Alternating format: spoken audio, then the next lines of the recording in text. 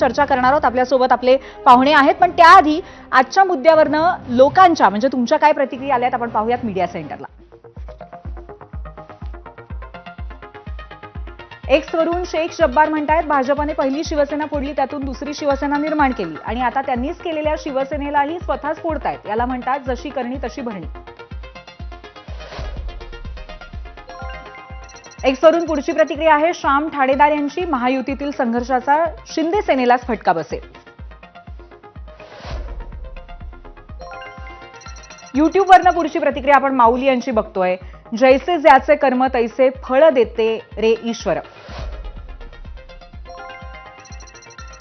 अमित शहानी आधीच सांगितलं होतं, आम्हाला कुबड्यांची गरज नाही, एकमेकांवरती कुरघोड्या करून महायुतीतील संघर्षाचा फटका भाजपपेक्षा शिंदे गटाला जास्त बसेल। अमित जाधव यांची युट्यूबवरनं प्रतिक्रिया आहे।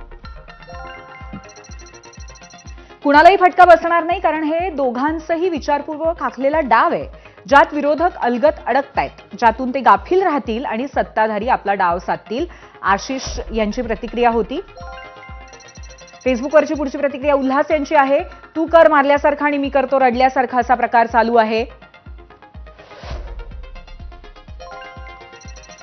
पुढची फेसबुकवरची प्रतिक्रिया आहे किरण वाटेकर यांची, काही झालं तरी शिंदेंनाच जास्त फटका बसलाय असं त्यांचं म्हणणं आहे।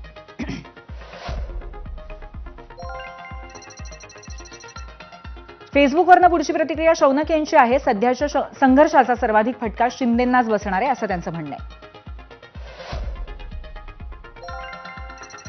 इंस्टाग्रामवरनं विवेक बेणके म्हणतायत, खरं तर हे महाराष्ट्राला आणि देशाला माहीत आहे।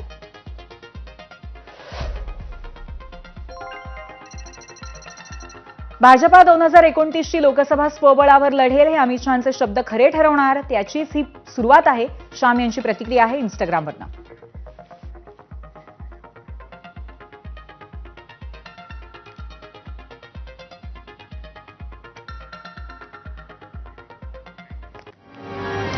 आणि आता याच संपूर्ण विषयावरती आपण चर्चा करणार आहोत। जाऊयात गेस्ट सेंटरला। आपल्याबरोबर आज आपले पाहुणे उपस्थित आहेत।